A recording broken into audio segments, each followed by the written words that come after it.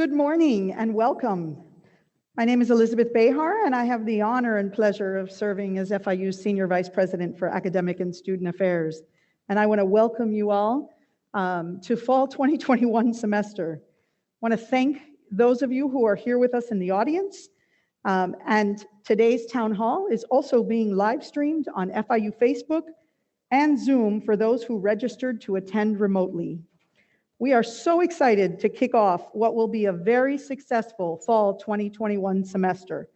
It's truly great, inspiring, and the energy on campus to have our students, our staff, and our faculty back is really, really uplifting and provides the optimism we need at this very moment.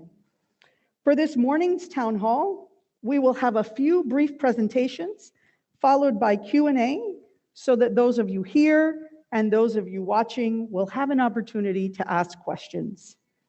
And now, please join me in welcoming FIU's 5th President, Dr. Mark B. Rosenberg. Thank you, Dr. Behar. Good morning, everyone. Good morning, Panthers.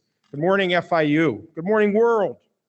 This is day 3 for our FIU of the fall semester. It's been a great start so far. Wonderful to see everybody back. Wonderful to see the interactions among countless eager students, eager to learn, eager to get to know each other, eager to move forward with their version of the American dream. The start of every semester presents opportunities. And here's our opportunity and what we're focused on this year. We're focused on how to get better at being better. We had an awesome year last year, as many of you know, but now we got to focus on what we have in front of us and how to figure out getting better. And let me share with you one such instance of inspiration for me yesterday. I had the opportunity to talk with a lot of students, of course. I ran into a young man named Nathan Thomas.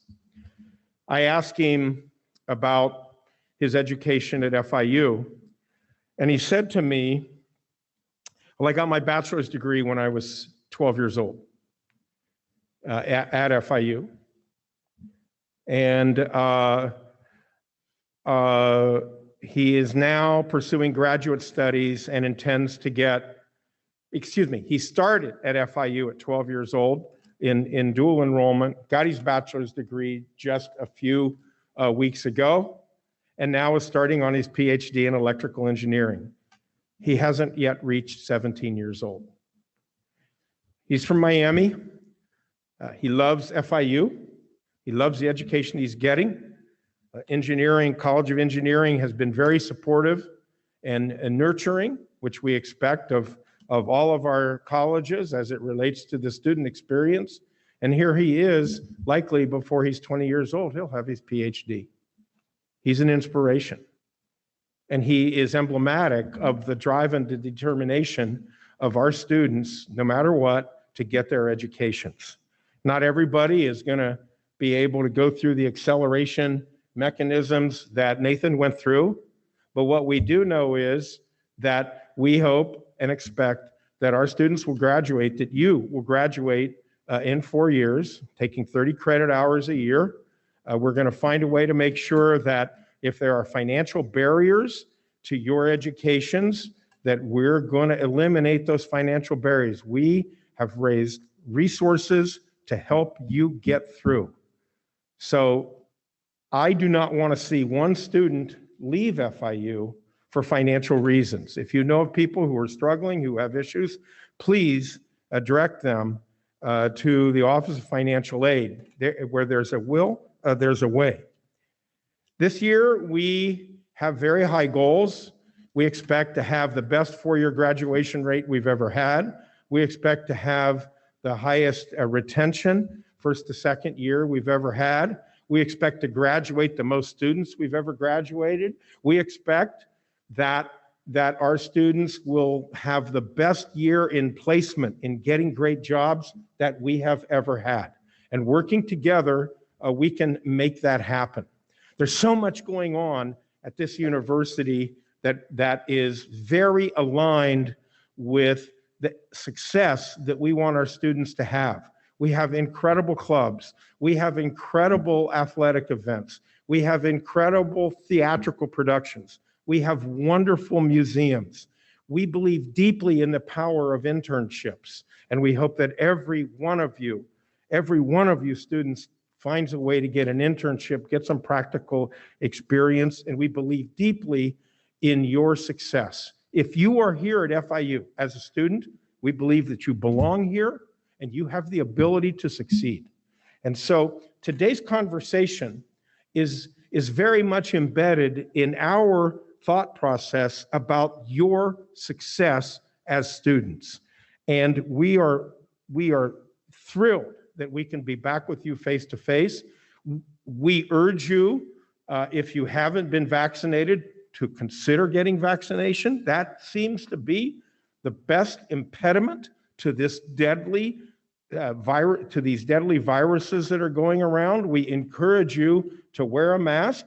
Obviously, vaccination and mask wearing are voluntary, but we know that the best way to protect yourself is through vaccination, and the best way to protect yourself and your family is by making sure that you wear masks. And so therefore, we want to thank you for being here with us. We're excited about the conversation we're going to have this morning. I want to thank the entire team for helping us to put this together, and I'll turn it back to Dr. Behar. Thank you, President Rosenberg. We now move to our panelists. I will provide a brief introduction, and they each have updates to share with you. From your left to my right, Alex Rubido, President of the Student Government Association. Kenneth G. Furton, our Provost and Executive Vice President. And Dr. Aneda Roldan, our Chief Executive Officer of our FIU Healthcare Network. Thank you all for joining us this morning. And we will begin with Dr. Roldan.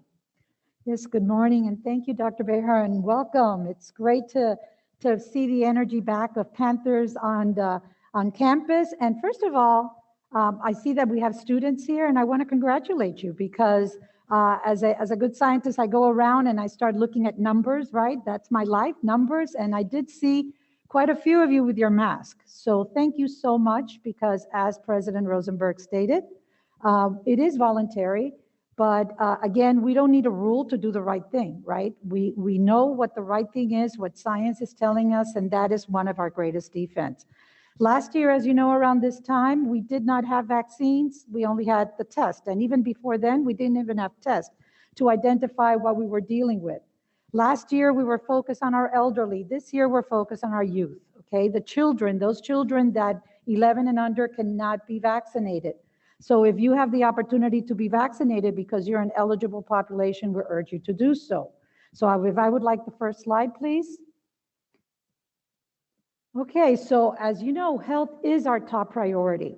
You do have a dedicated team of researchers, of faculty, of healthcare that is constantly looking at this and working out and trying to come up with solutions and how best we can navigate this. There's a news flash. The virus is not going away. The virus will be here. And right now we have tools that we can use in order to navigate this it's not a new world anymore, but our world. So therefore, we have to go through the process of how we face disease. First and foremost is prevention. Last year, as you know, the only thing we had was to tell you wash your hands, physical distancing, wear your mask, and that's it. And then on came testing, which is your screening. And then we brought in testing. Again, FIU always being the leader to be there and to bring you the tools necessary so that we can continue our life, but being cognizant that we do have this virus that we need to live with. Then when we had the testing, we brought in multiple sites. As you know, we opened up the Tamiami site. Now that has been with another partner, but we did bring Curative here. Curative is open 7 days a week, 8 to 6 p.m. We have also testing at the Student Health Clinic. We have testing for the faculty and staff at the ACC Clinic.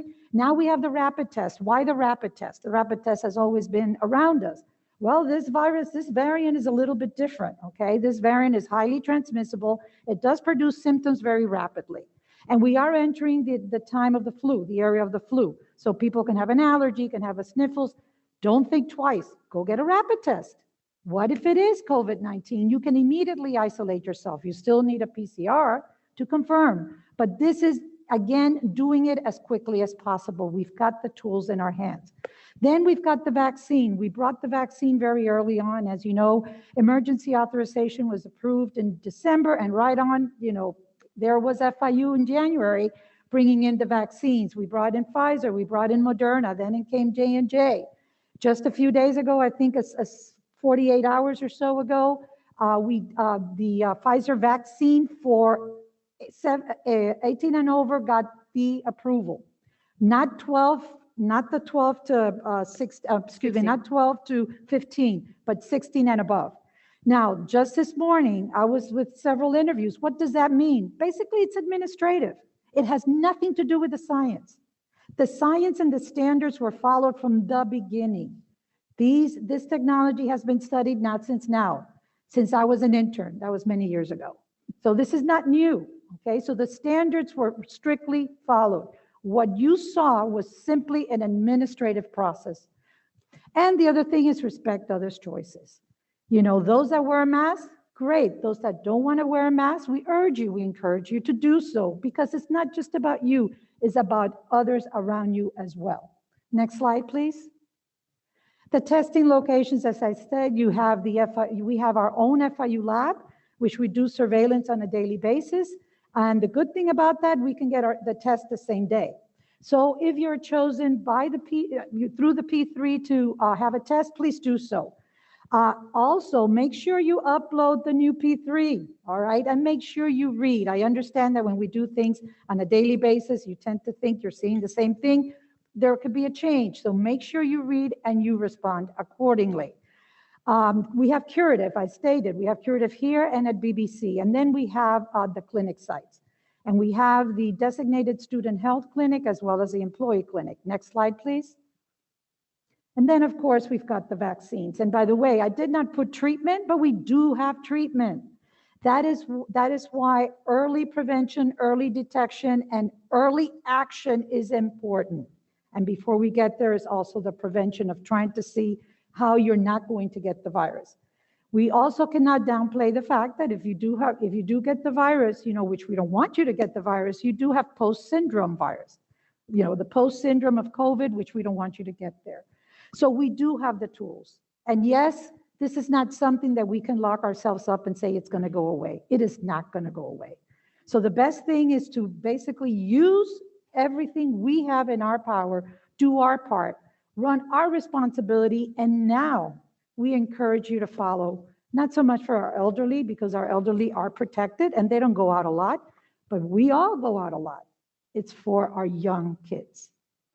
We know that there's no greater statistics to know that approximately 85% or more of those that are in the hospital right now, those that are in ICU, and those that are statistic in mortality are unvaccinated. And about 32% of current hospitalizations are due to COVID. So those numbers don't lie. So don't be a statistic, be a warrior. Let's together fight this because we can do it. Enjoy your semester and stay safe. Thank you, Dr. Roldan. We appreciate your guidance. We are truly lucky and blessed at FIU that we have dedicated faculty, staff, experts such as Dr. Roldan who can help us manage. We want you to focus with intentionality on your academic and professional success.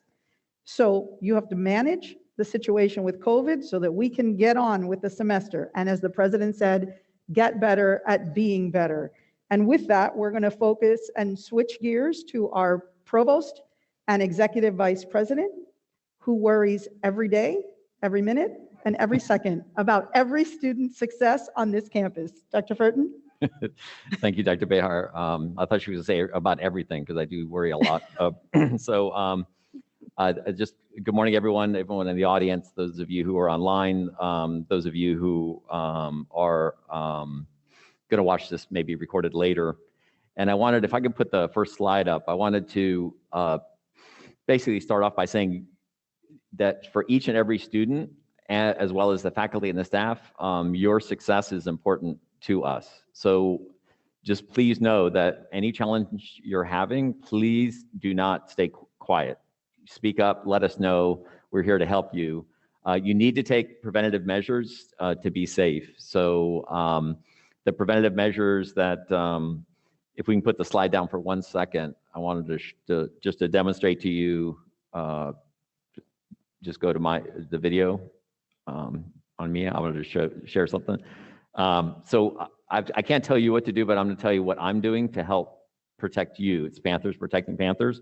So I have my card, and get your vaccine card.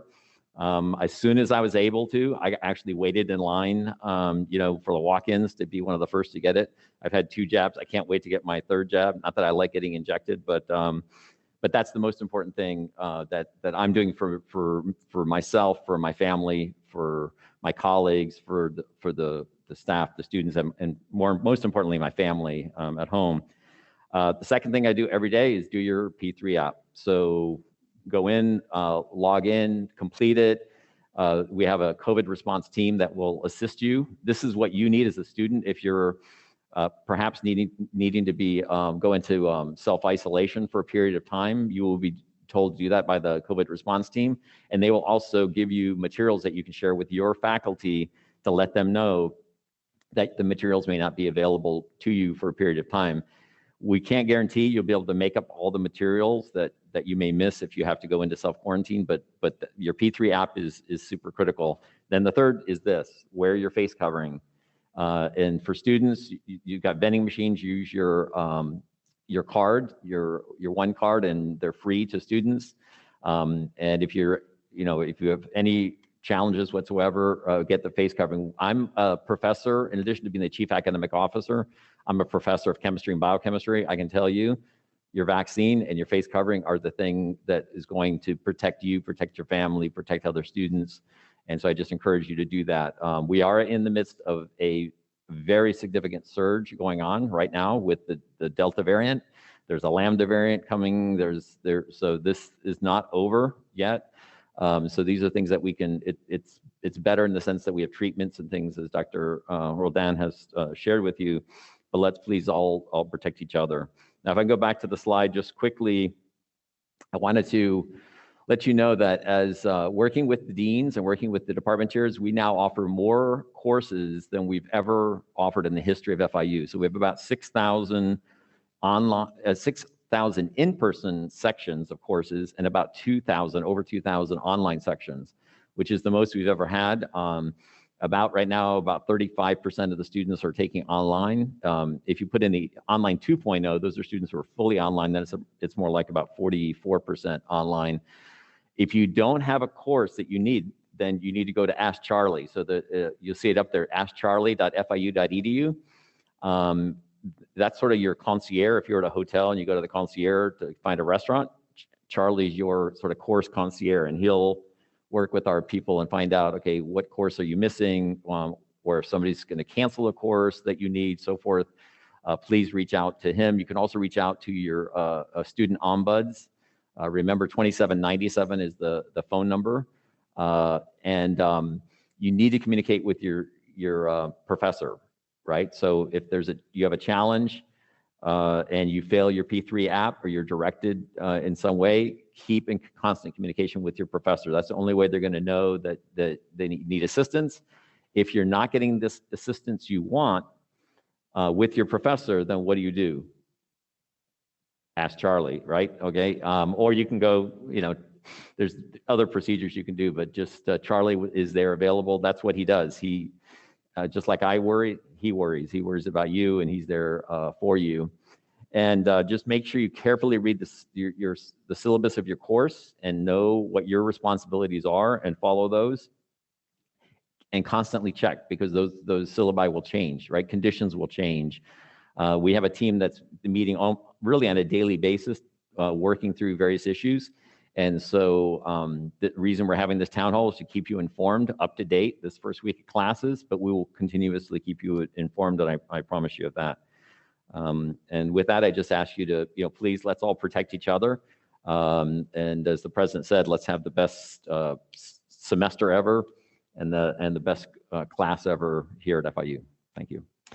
Thank you, Provost Furton. And for the best semester ever, for those of you who are here, there's a little bit of a bonus. So if you're here in person or watching from the Graham Center, you can walk right over. We actually have advisors on the other side of the Graham Center right here within the ballroom who are here and ready to assist you if you have any last minute questions. So they've come out of their colleges and their units to save you some time and to make sure that you're all lined up. Because if you're here, you're focused on the semester and we want to support you in doing that. So thank you, Provost Furton, for arranging that as well. And now we're ready to move to our president, your president, our president of the Student Government Association, Alex Rubido. Thank you, Dr. Behar. As a student, I just want to say something really quick. For everyone in the audience, it's amazing that we have access to our administration like this.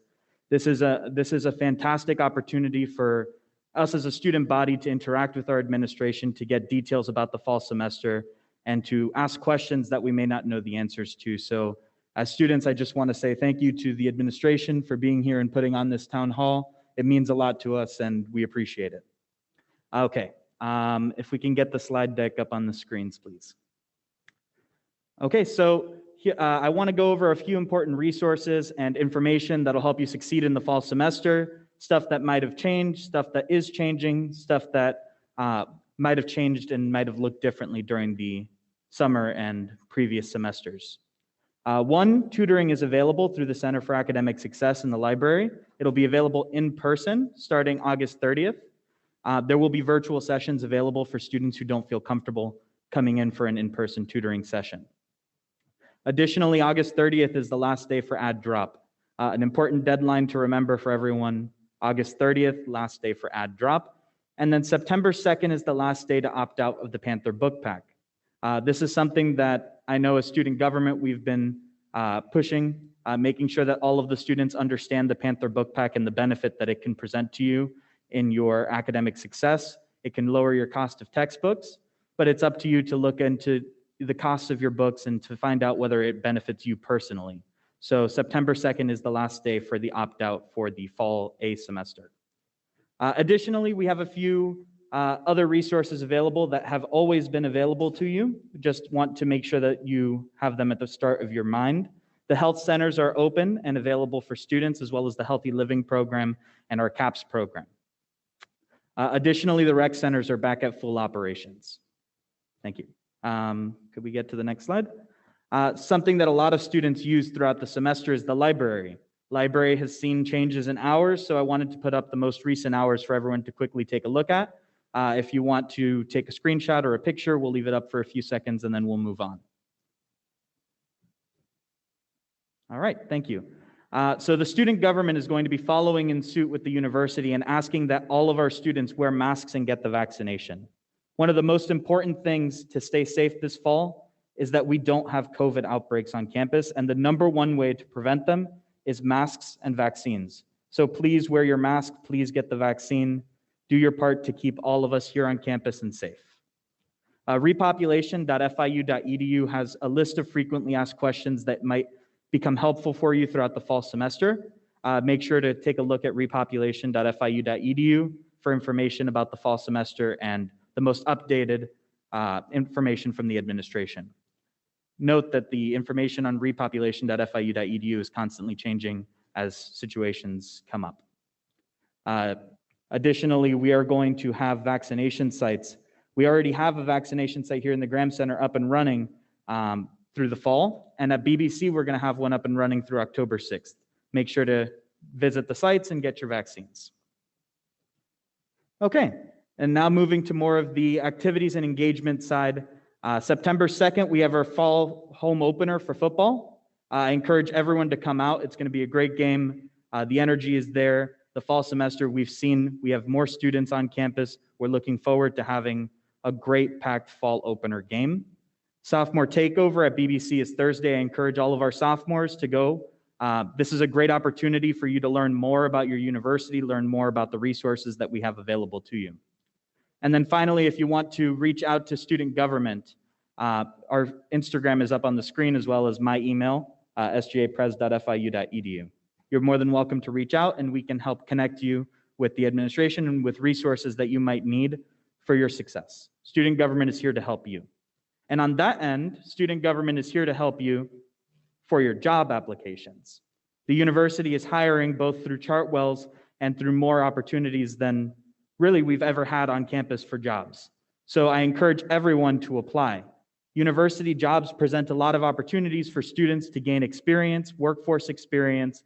They're flexible with your schedules. You don't have to commute very far. And overall, it gives you a way to make money while you're getting a top-notch education here at FIU. And to make it even better, there's going to be a signing bonus for the students who want to join in and get a job on campus. The signing bonus will be available through the Panther Dining website, and you can go ahead and take a look on how to redeem that. So I encourage everyone, please apply on campus, apply to help your university, and apply for yourself to get your job experience. And with that, thank you very much. Thank you, Alex. Appreciate those thoughts and leadership, and thankful and grateful for our student body president and student government and leadership. This past year, our student leaders, many of you, and the fact that you're here with your presence are leading by doing. And so we really do want to thank you and appreciate all the work that you have done and all the work and effort that you're going to continue to do. I do want to note that we actually are so excited about the ability to stay on campus, that we are here. And as Alex, in fact, all of our panelists have said, we don't want to have outbreaks. We don't want to have major things. We don't want to have we don't want to lose the momentum that we have with our physical presence on campus. So we are offering, if I can show the slide, beginning today, happy to announce that we have established a vaccine incentive program. So if you are still unsure of the vaccine, first of all, there are medical professionals at all levels who are available to talk with you, right? If you have doubts, talk with them. I am sure that Dr. Roldan will make that available. Talk through some of your concerns and some of your insecurities. For those of you who are here today or who will be on campus beginning today, if you get your first shot, we will be providing all students and as well faculty and staff, all members of our university community, $150 at the conclusion of their vaccine program. So this is a two-dose vaccination. So upon your second dose, we will be providing you with $150 incentive card through your Panther One card. And that is redeemable. You can transfer it to cash. You can use it on campus. So it is $150 for vaccines. We are going to send information out and process. There's some processes that have to be followed for us to make sure that we're tracking appropriately who's getting the money. But we want you to be as informed and as educated about your choices and your options and your opportunities. To those of you here who are already vaccinated, as am I, thank you. And please be on the lookout. We will be providing information. We want to encourage the consistency of behaviors that are supporting our healthy campus. So we are working on designing details for incentives and rewards, and a general and gracious thank you for those of you who are already vaccinated. So that for the entire university community. So that will be forthcoming. And with that, I think we're ready to move on to the Q&A. We have microphones for those of you in the audience set up on either side of the room who would like to ask questions live. For those of you who are watching on Zoom and Facebook Live, we have staff behind the scenes answering questions, and they will post the questions to me. Please make sure that your questions are as succinct as possible and post them using the Q&A function. And I think as people get up to come to the microphones, please feel free. The first question that's been sent to me is, can we have a town hall at BBC? So I am going to suggest that the provost, I'm 100% supportive, and I'm going to look to the provost and to our vice provost for BBC, Dr. Pablo Ortiz, who I think has some plans already about BBC, and perhaps he can share a few of them.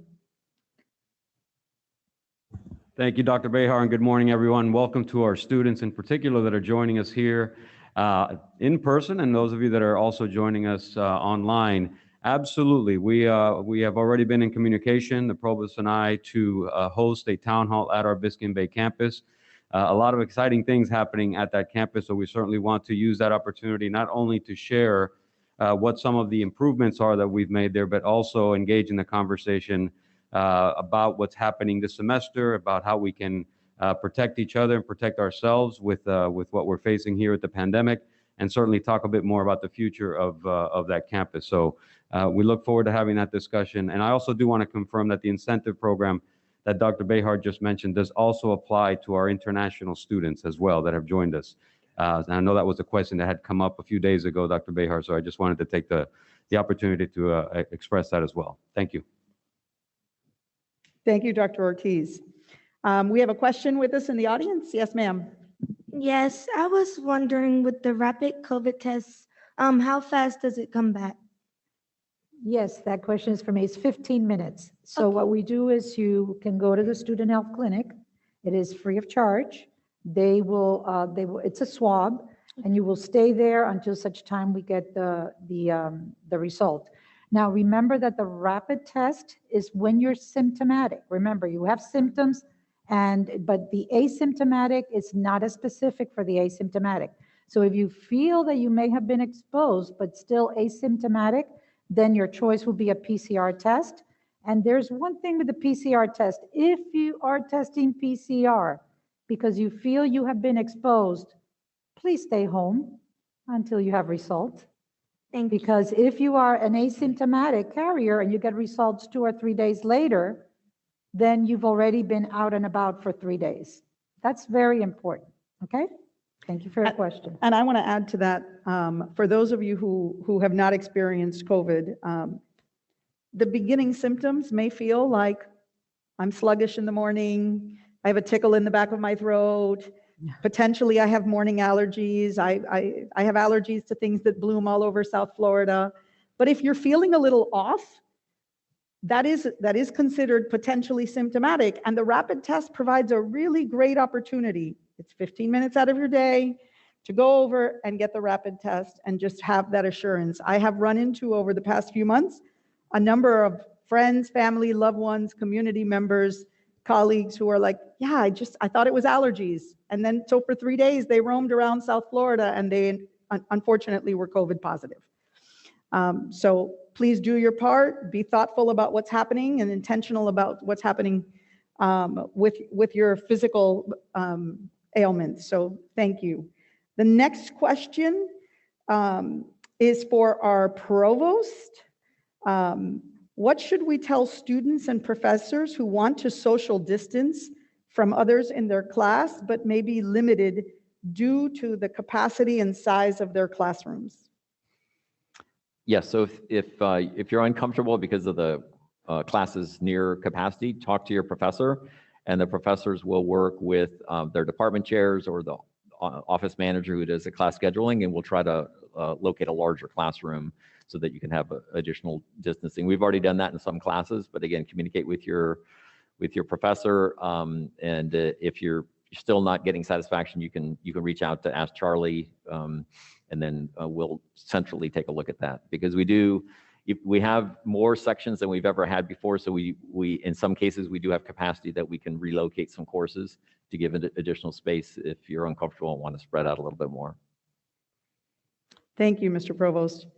And this question is a combination. I think a combination question for Dr. Roldan, and as I'm asking it, I'll ask Dr. Garcia to come up to the microphone, who's our AVP for Student Health and Wellness.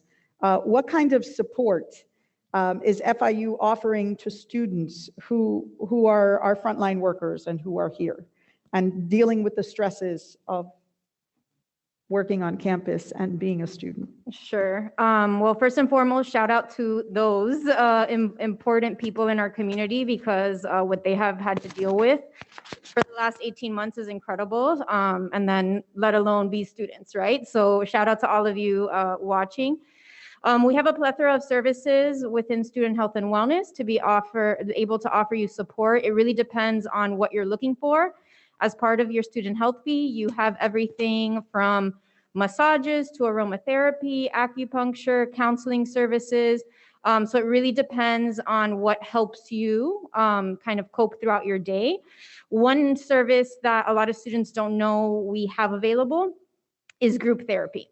So if you have a lot of your fellow frontline workers that might be kind of overstressed and want to have somebody that really understands them, and maybe, you know, that counselor might not be able to really understand all of the tribulation that you're going through, by calling the Counseling and Psychological Services office at 305-348-2277, we are able to set up group therapy based on, you know, your desires and availability. So we really encourage that service. And again, it is free, part of your student health. Thank you, Dr. Garcia. If I can add something, because this is a perfect example that reach out. You know, the resources are here. We just need for you to come to us because we're able to provide those services. So this is a perfect example to know that you have the services available, but we need you to reach out and do it early. Absolutely. And we cannot emphasize enough that stress, anxiety, insecurity is not a sign of weakness. I have been a professional for over 30 years. I'm dating myself for over 30 years. And during this last 18 months, I have experienced a level of stress, a level of anxiety that is unprecedented. This global pandemic is impacting all of us, right? Those of us with a little bit more experience have the opportunity and the ability to stay grounded on our feet and say, yeah, I need to talk to somebody. I need to vent. I need to understand. I need to work things out. And that's what we want. We want you to understand that there are resources and there are folks here who are dedicated to you and to your success. With that, we have a few questions in the audience. I'll go to you, sir. Thank you for your patience. Well, first of all, thank you for this opportunity. My name is Elias Castilla, and I'm an international relations major. This past summer, I completed an internship at Goldman Sachs. This was possible with the help of Ms. Laura Castillo from the Office of Scholarship. When I told people in Goldman Sachs about FIU, I often got an FI who response, and this surprised me. How can we ensure that FIU is recognized nationally in order to increase our students' exposure and motivate companies to capture our talent? Thank you. Thank you, and congratulations on your opportunity at Goldman Sachs. We're very proud of you and proud of your future, and I'm going to allow the provost to speak to some of those initiatives that you mentioned. Yeah, thank you for the question. Thank you, Dr. Behar. Yeah, in our new strategic plan, our Next Horizon strategic plan, our goal is to be top 50 in reputation, in excellence and opportunity, and part of that is reputation. So we're, for one of the first times, really focusing on national reputation because we've really been more locally focused in the past, and actually we're better known internationally in some cases than we are nationally. So that is a campaign we're currently working with the Board of Trustees, and President Rosenberg is very involved in terms of making sure that most of the major national companies are aware of how outstanding our educational programs are. Thank you. Thank you. We have another question in the audience, sir. Hi there. My name is Alexander Sutton, and I'm a member of the student government here at FIU. I wanted to ask about the performance-based metric funding, build off a little bit of a conversation that you had started, Dr. Behar, a few weeks ago at the Student Leadership Summit. Obviously, FIU is #1 in performance-based metric funding this year, and there's not much further we can go. We've already reached the top. And of course, we have a lot of other universities in the state who want to come for us and beat us out for the top this next year. So what is the administration doing to make sure that we can maintain our position as the #1 in performance-based metric funding here in the state of Florida? Alex, I want to thank you for following up. And absolutely, we're doing everything that we can. And certainly the provost really wants to answer this question. Yeah, it's interesting. When the Board of Governors at their last meeting showed that we had 97 points, actually 99 points corrected for one of the metrics. And so President Rosenberg said, well, Mr. Provost, you know there's only one place to go from here, right? And I said, yeah, perfection. So our goal is to hit 100 points. So we actually do have a strategy. And the Board of Governors is actually changing performance funding. Several metrics are changing, which they have over the years. So we plan on focusing our efforts on really three main things in the coming year. And that is on further improving our 6-year graduation rate and our 4-year graduation rate. So we want to really push the limits of and really set up. We're discussing it at our next Board of Trustees meeting of maybe a 4-year graduation rate of 75% and a 6-year graduation rate of 80%, and then an employment rate of 80%, using a threshold of about 30,000 as the cutoff for salary. So we're kind of goes to the question of working with companies so that we ensure that our students are graduating on time. And essentially, there's different pathways. So students who are coming in full-time in the fall, we really expect them to graduate in 4 years, and we want to do everything we can to help them. There are some who are on a different pathway, and that maybe it's going to take a little longer. And so that's what we're going to be focusing on, those three things. We've received recently, a very large gift from the McKinsey Scott that we're going to put some of those funds into these new efforts to accelerate that process. But yeah, our goal is for FIU to achieve perfection. Thank you so much. Thank you. And we have another question in the audience with us. Hello, my name is Kaylee LaChapelle. As an incoming freshman that also has the honor of serving on the Pride Student Union Executive Board, I wanted to ask, what are your next steps in terms of awareness and public policy to make FIU more inclusive and welcoming for transgender and gender nonconforming individuals, especially in terms of the classroom and in the healthcare sector? Absolutely. Thank you for that question. I'm scanning the audience. I have an AVP for Student Affairs, Dr. Anthony DeSantis, who I do not think could join us today, but we have done a number of things. One, we have established the Office of Social Justice and Inclusion, where we've co-located a number of different initiatives, because what we want from an inclusivity perspective, from an intentionality and student programming perspective, is that the sum be greater than its parts. And in fact, the ampersand between academic and student affairs that is now the umbrella under our historic student affairs division is for exactly the purpose that you just mentioned, which is to ensure that the student programming efforts that happen co-curricularly are also infused and embedded within the curricular opportunities, and that the curricular opportunities that happen with faculty in the classroom are actually translating into the experiential opportunities that you have as a college student. So I'll be happy to connect you if you're certainly not already connected, but we are very excited about the future and have a very strong strategic plan moving forward. As well, the university, under the leadership of President Rosenberg and Provost Furton, have established a university-wide diversity, equity, and inclusion effort, and that inclusivity is critically important.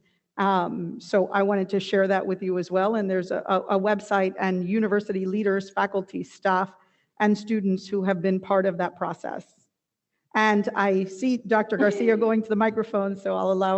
I picked up that your second question was regarding health services. So I have been working with Dr. Erica Friedman, as I'm sure you know very well, on how we can improve some of our services. Obviously, we're still in conversations. My first day back from maternity leave, so. But, one example of things that we're thinking creatively about is, for example, World AIDS Day has traditionally been a Pride Center event. But in reality, right, HIV affects everybody. It's not just an issue for the LGBT community.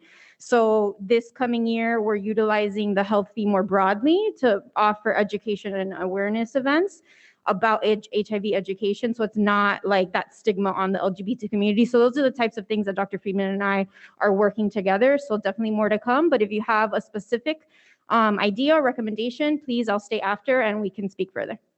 Thank you so much. Thank you.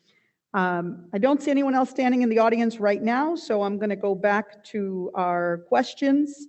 And so this question is actually for the president. Mr. President, why is FIU not mandating the use of masks?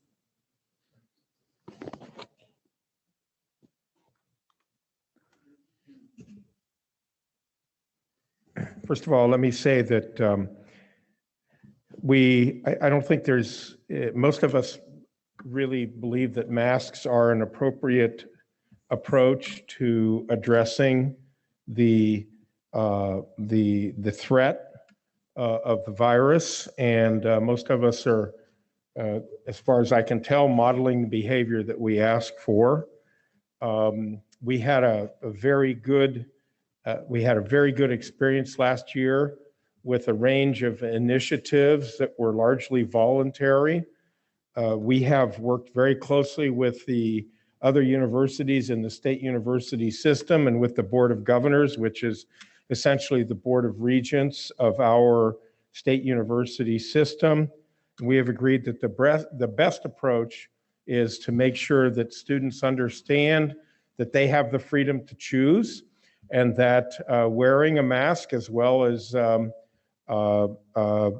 vaccinating is desirable, but is entirely voluntary.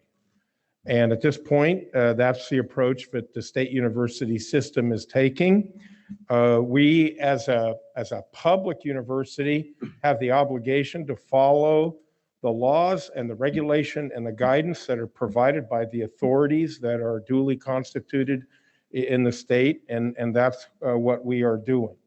We do believe that there's nothing stopping our faculty from reminding students in the classroom that they should wear a mask.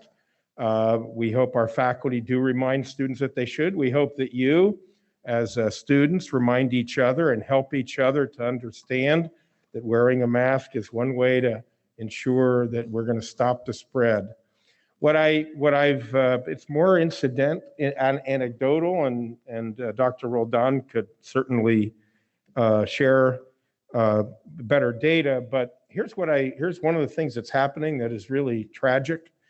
That in a given family, there may be everybody is vaccinated except for one person, and that one person unfortunately gets the Delta.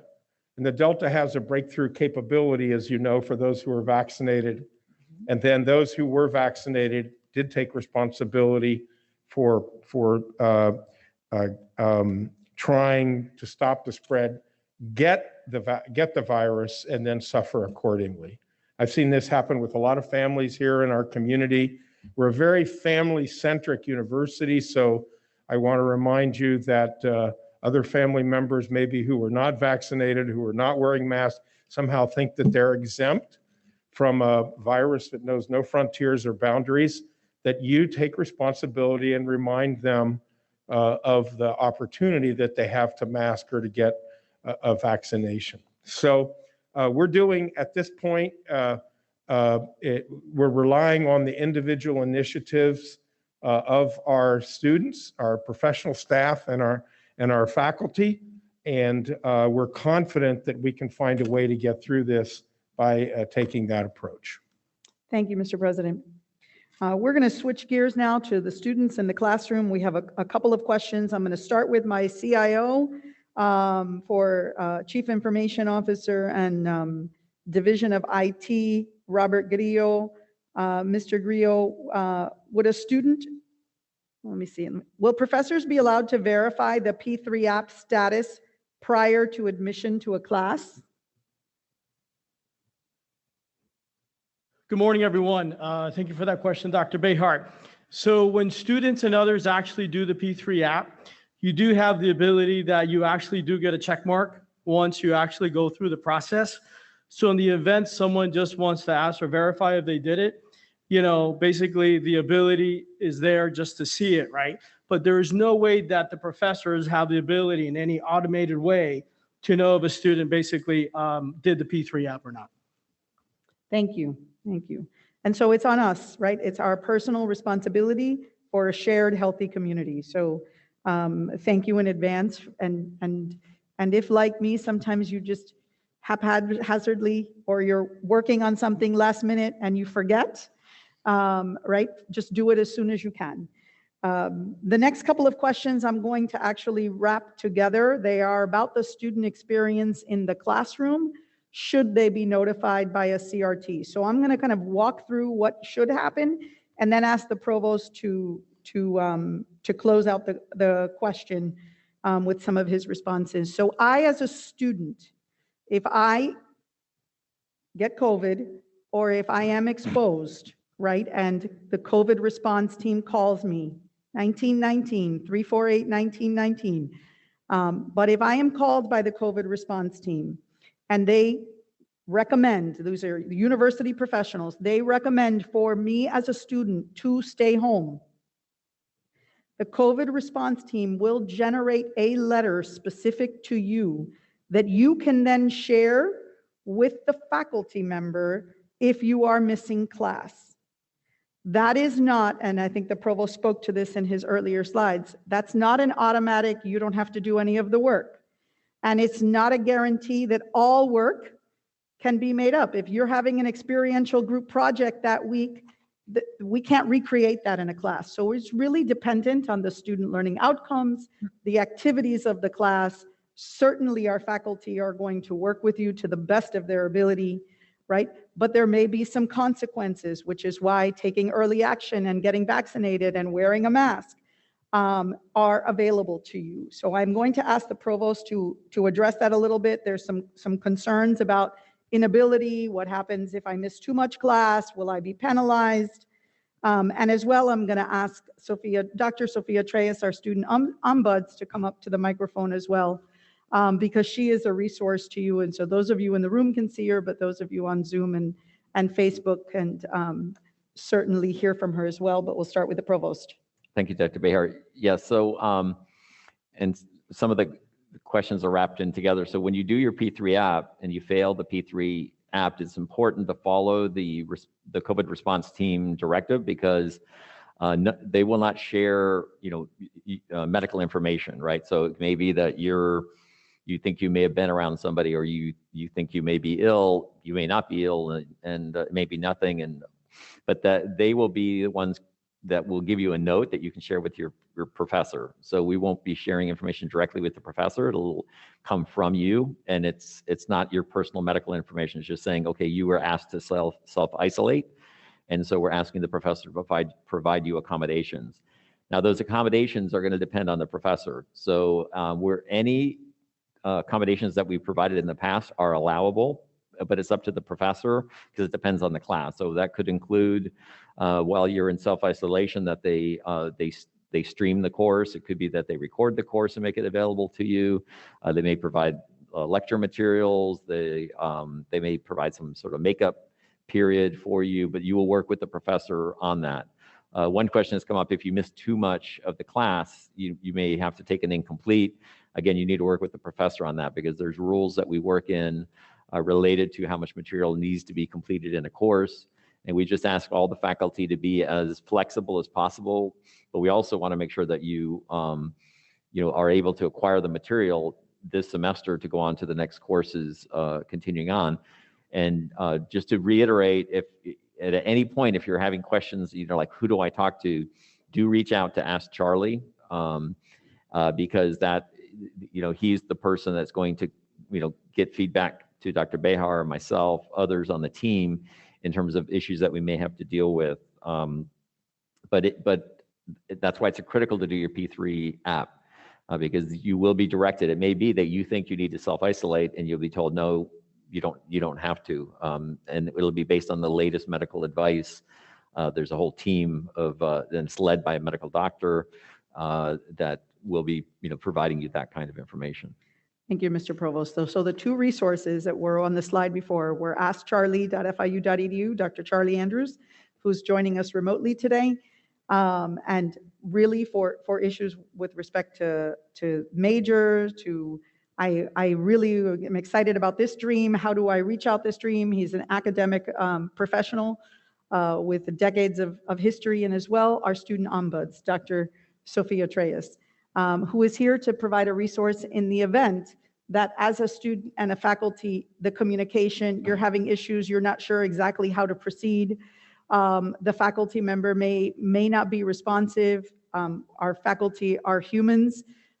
They have a number of courses. They have a number of students. They may be having issues as well. And so it's just to help guide through the process and to help to work. So Sophia, if you'd like to say just a few words. Yes, thank you, Dr. Behar. Please, students, make sure that you are reviewing your syllabus during the first week. That's where you're going to be able to learn about the attendance policy for your class, but also what will happen if you miss too many class dates or too many assignments.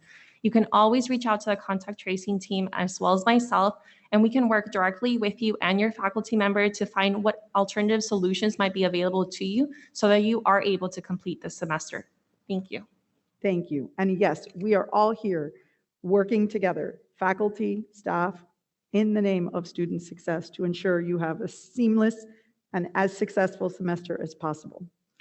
Given that, yes, Mr. Provost. Just one thing I want to, and I see somebody's up to ask a quick question too, but the other website to remember is repopulation.fiu.edu, because we have frequently asked questions there. So it's questions the students are asking, the faculty are asking, the staff are asking, and we're constantly updating it. So there's like 24 questions that we've responded with the faculty in terms of how do I deal with my students, and it's all open, information for you to look at. That hopefully will answer some questions as well, and go back there because it will be changed and updated. So did you want to maybe add, Leanne, to that FAQ?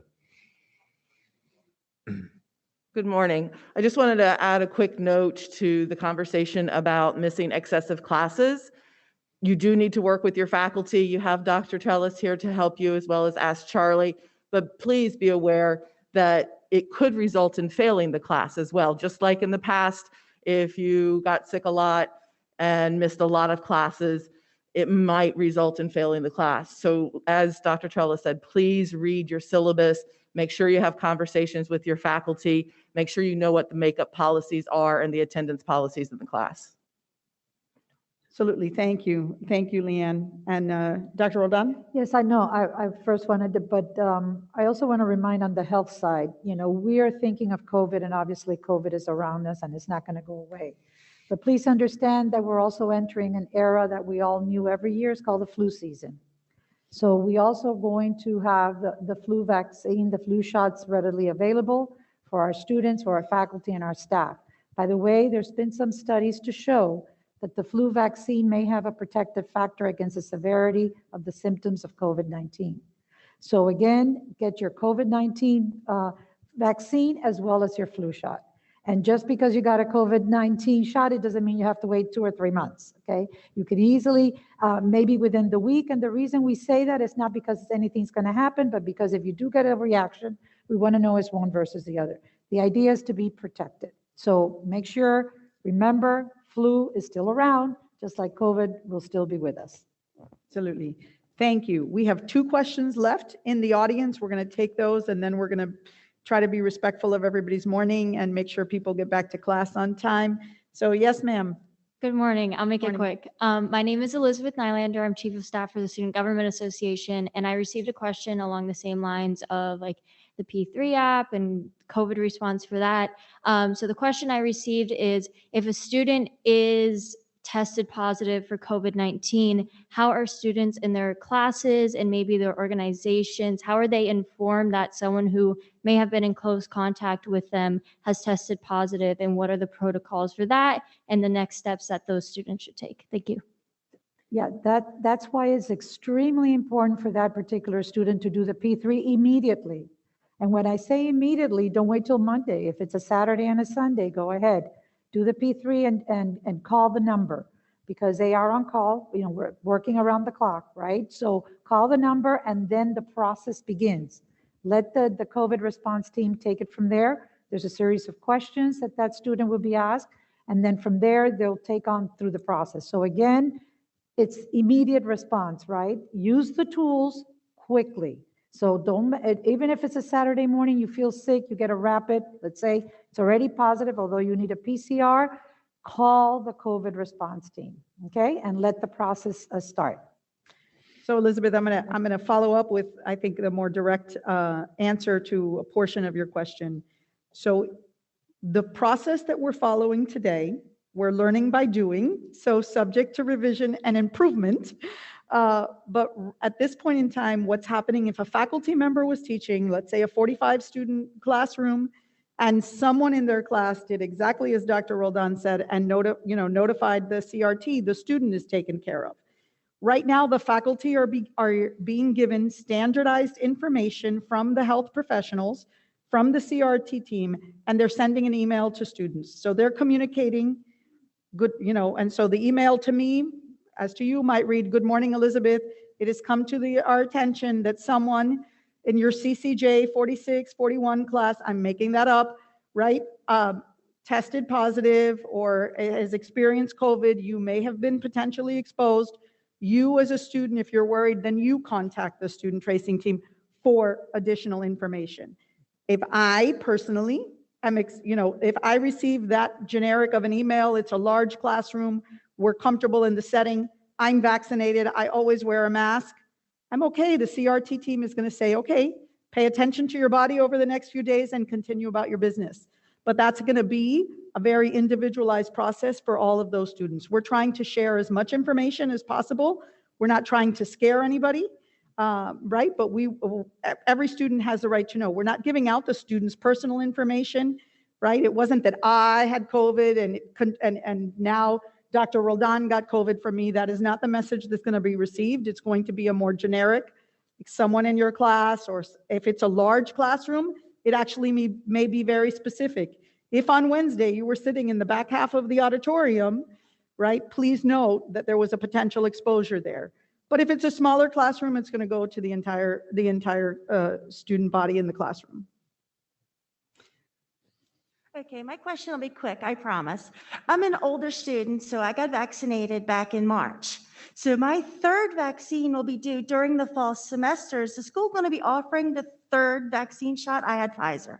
Okay, so let me just, there's difference here. What has been EUA approved is a third shot, third dose. The third dose is one of 3 series for the immunocompromised population. Those are individuals with cancer, transplant, immunocompromised conditions, and/or medications. That's currently going on right now, and at our vaccination site today, we're doing it. The booster is for the general population. It has not been approved. That will possibly be approved late September, early October, we hope. That general booster is for the general population that is not immunocompromised, that will get exactly what it says, a boost and enhancement into your immune system. The question I've been getting is, why 8 months? It's in accordance to studies done in Israel. They're right now at the 8-month mark. They have been trending the antibody levels in the blood, and they have noticed that within the first few months, the antibody stays high. Then it wanes, still protected, but it wanes. And because we're trending, that is why it is suggested to get a booster at 8 months. However, you're still protected. But because the general population, we are not at 70 or 80% vaccinated, with every variant, it becomes highly transmissible, and the efficacy of the vaccine drops. Okay, so those boosters, if approved, because there's still, health officials very high up, high researchers are still considering whether or not it will be available in the fall. And yes, we will do all our best, like we have been doing since the beginning, to offer those tools and those resources to our students and our faculty and staff, okay? So we've actually closed out the hour and moved beyond, but this is critically important. So I want to thank you all for your time. I want to thank our panelists, our leaders across the university who have joined with us today. Those of you who have joined via Zoom or Facebook Live, thank you for your time and your dedication to ensuring the safety and welfare of our university community. And with that, I'd like to ask President Rosenberg to deliver the closing remarks. Thank you, Dr. Behar, and thank you to our panelists and the excellent information you shared with us. Good questions. after the questions, more questions. We expect a lot more to get through this. Please don't hesitate to ask, and we're here for you. I began this morning with the success story of Nathan Thomas. We believe deeply in student success. We celebrate student success. Every year brings different parameters for how you achieve student success, and this year is no different. Last year, we stood the test. We stood the test so well, we finished number one in the state. Let me say it again. We stood the test so well, we finished number one in the state. Yeah, we want perfection.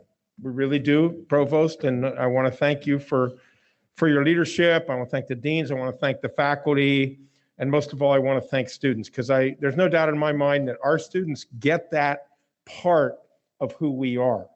And last year, or a couple months ago, when it was announced that we achieved the highest number of points in the history of the state university system, a former board chair was overheard to say, "Oh, now you got a target on you."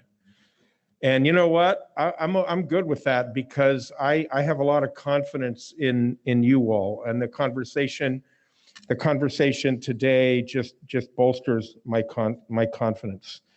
Now, let me mention just one or two things. We talked about classroom space, and I want to disclose just some information that hopefully will give you a sense of assurance that what we're attempting is doable.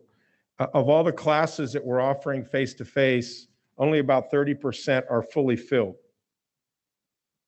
And